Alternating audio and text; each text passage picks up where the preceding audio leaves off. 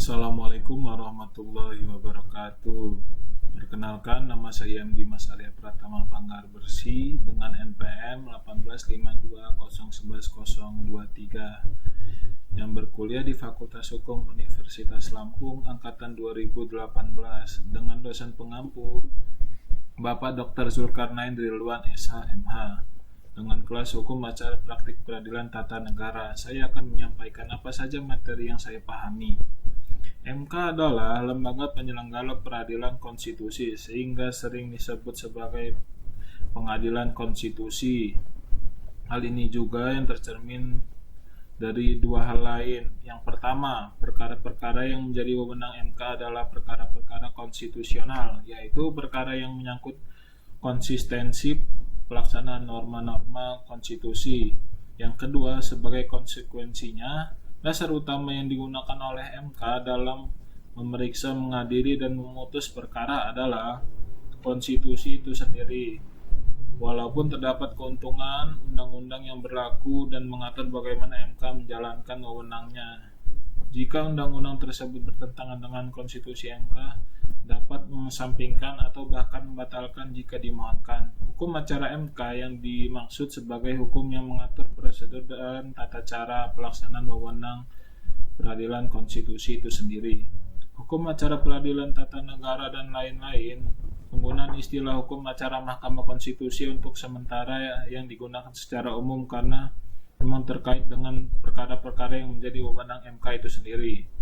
Hukum acara MK adalah hukum acara formil yang berfungsi dan menegakkan hukum acara materialnya sendiri, yaitu bagaimana dalam hukum konstitusi menjadi wewenang MK itu sendiri. Oleh karena itu, keberadaan hukum acara MK dapat disejajarkan dengan hukum acara pidana, hukum acara perdata, hukum acara peradilan tata negara. Hukum acara MK memiliki karakteristik khusus karena hukum material yang hendak ditegaskan tidak merujuk pada undang-undang atau kitab undang-undang tertentu, melainkan konstitusi sebagai hukum dasar hukum itu sendiri.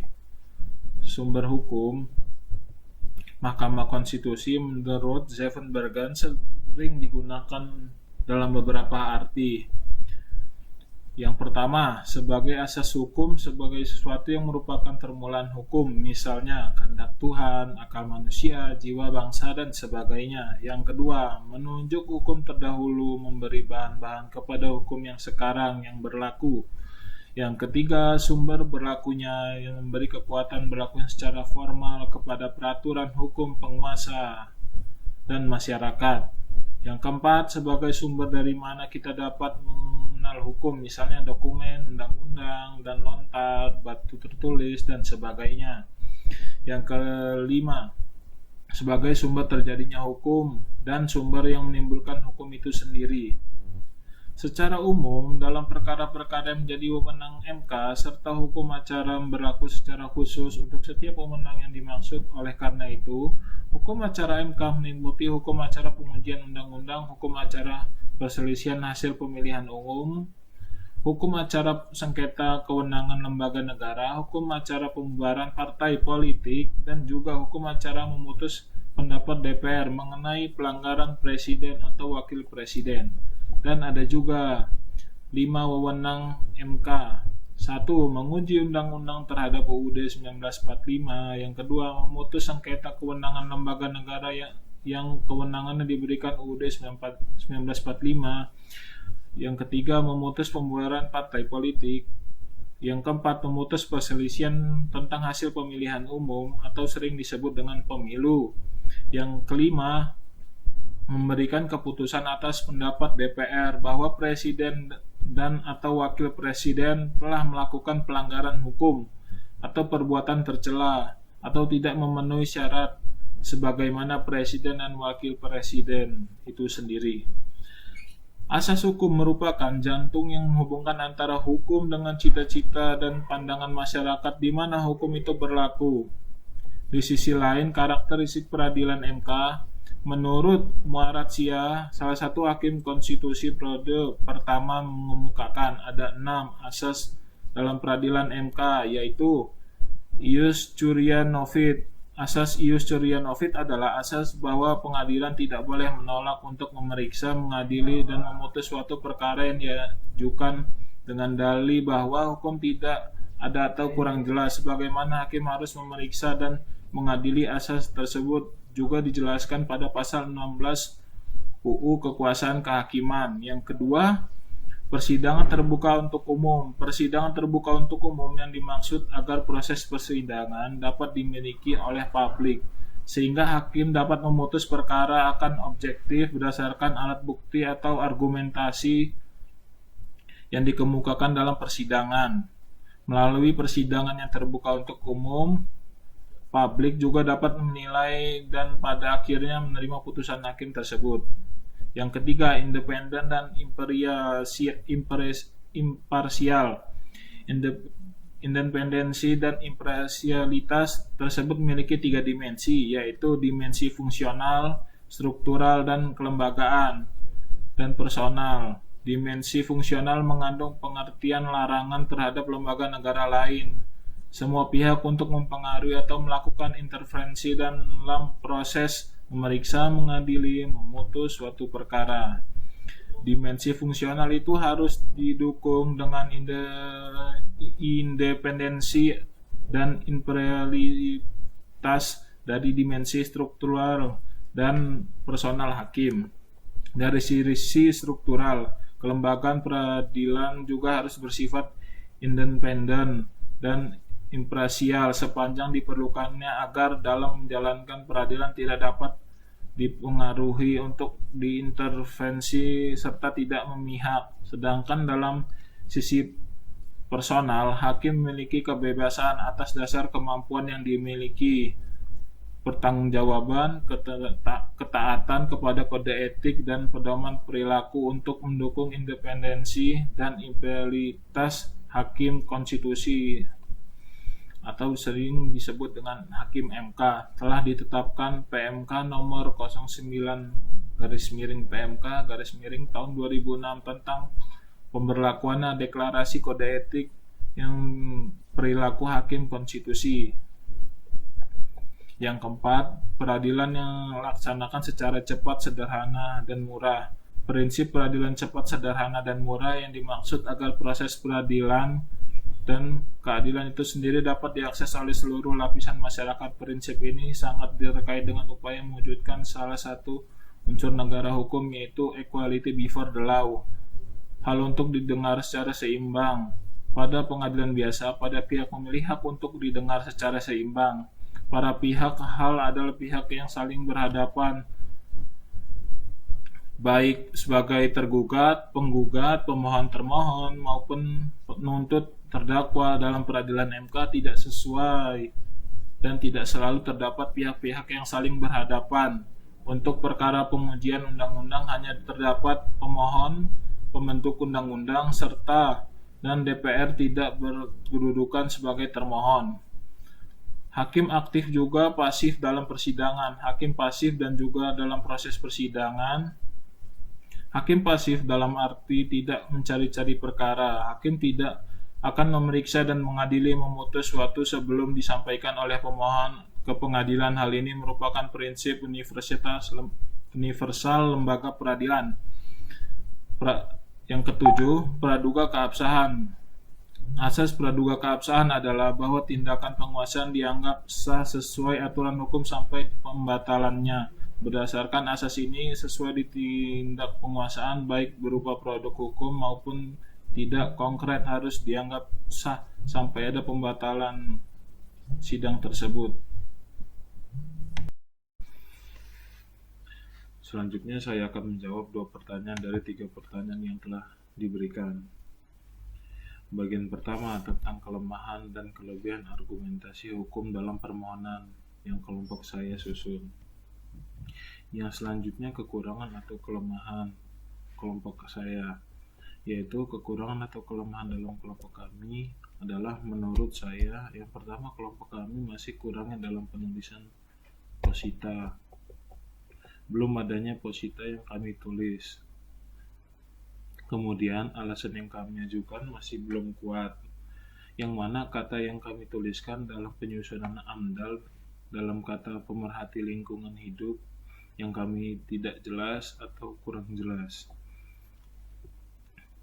Oleh karena itu, mengapa pemerhati lingkungan hidup sangat dibutuhkan dalam AMDAL tersebut?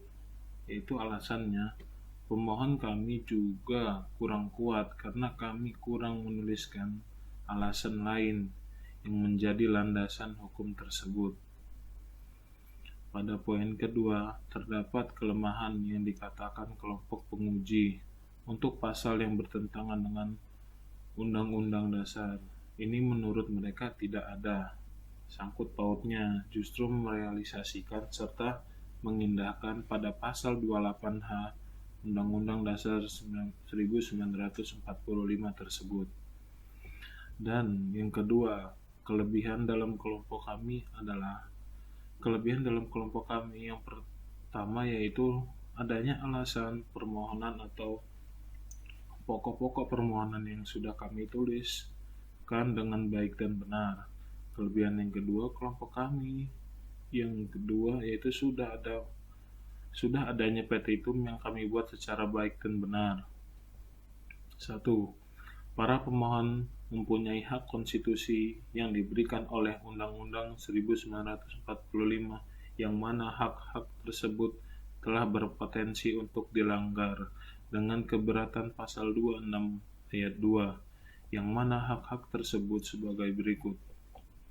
A. Warga negara berhak untuk mendapatkan lingkungan hidup yang baik dan sehat sebagaimana termaksud dalam pasal 28H ayat 1 yang berbunyi setiap orang berhak hidup sejahtera lahir dan batin, bertempat tinggal dan mendapatkan lingkungan hidup yang baik dan sehat serta berhak memperoleh pelayanan kesehatan.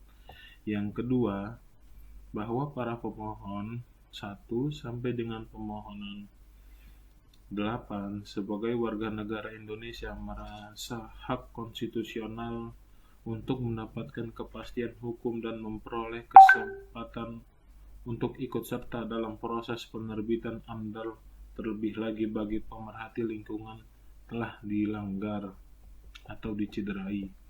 Yang ketiga, bahwa dengan adanya ketentuan pasal A, para pemohon merasa adanya keresahan masyarakat terhadap kesewenang-wenangannya pemerintah yang mengatur secara bebas terhadap proses pembuatan perizinan AMDAL itu sendiri, yang dimana tidak ada ketertiban langsung dari pemerhati lingkungan sehingga dimungkinkan untuk terjadinya penerbitan perizinan AMDAL yang tidak resmi atau ilegal atau sering yang disebut abal-abal. Yang keempat, bahwa secara bersamaan para pemohon mengalami kerugian konstitusional atas berlakunya pasal tersebut karena dengan berlakunya pasal tersebut pemberian kewenangan bagi pemerintah atau sewaktu-waktu menyusun dokumen AMDAL tersebut. Atas dasar tersebut, permohonan mengajukan judicial review kepada MK. Yang kelima, bahwa para pemohon yang berstatus sebagai mahasiswa merasa perlu dan harus melindungi hak warga negara Indonesia agar kepastian hukum untuk seadil-adilnya dalam penyusunan dokumen AMDAL melibatkan pemerhati lingkungan hidup dan para pakar lain untuk terwujudnya dokumen perizinan AMDAL sebagai mestinya. Bahwa para pemohon adalah mahasiswa aktif Fakultas Hukum Universitas Lampung yang dibuktikan dengan kepemilikan kartu tanda mahasiswa atau yang sering disebut juga dengan bahasa mahasiswa KTM. Karena hal yang paling utama adalah pemberian perizinan AMDAL atau pemerhati lingkungan hidup mengingat orang tersebut yang paling mengerti tentang kondisi hidup atau dampak apabila terjadi perizinan AMDAL yang tidak resmi atau ilegal atau yang sering disebut abal-abal di lapangan yang marak sering terjadi di lingkungan kita ini.